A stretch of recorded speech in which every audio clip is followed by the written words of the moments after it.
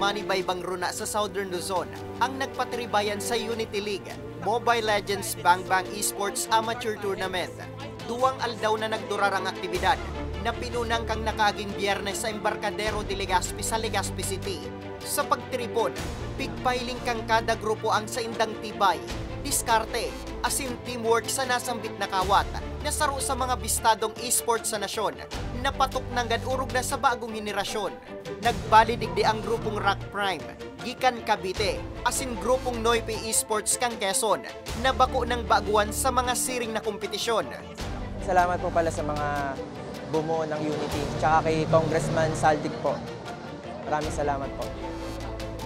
Masaya po. Gawa ng lahat po nung parang pinagpuyatan namin, parang nagpipit off po. Sigun kay Dennis Principe, ang executive producer kang kompetisyon, sinara nindang maray ang mga kabali sa Southern Luzon Leg. Antes kay ang mismong liga, sinalang muna sa online ML competition ang lambang nagbaling grupo. Asa sa mapili ang 8 esports teams. Gikan ng mga ini sa Cavite, Batangas, Antipolo, Laguna asin Quezon Province. Obheto man kang kompetisyon na mapailing ang tibay kang mga Pilipino pag-abot sa ML. Ang talagang gusto namin na maramdaman nyo rito is ano ba ang isang klaseng tournament, na major tournament na may tuturing, ano ang pakiramdam. At kapag ka na-experience nyo yun, now you will have an idea kung paano kayo mag-prepare sa mga darating pa na mga tournaments. This tournament ay para sa inyo.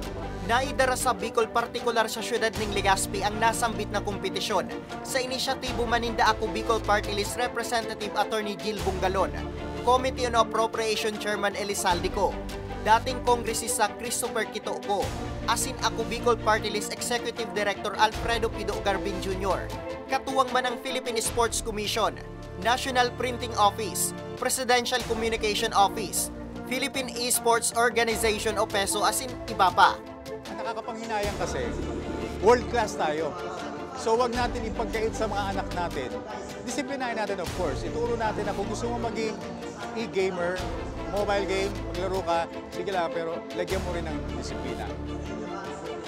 Kahit na anong bagay pag sobra masama. So kahit na basketball yan, maglalaro ka nang hindi ka na kumakain, masama.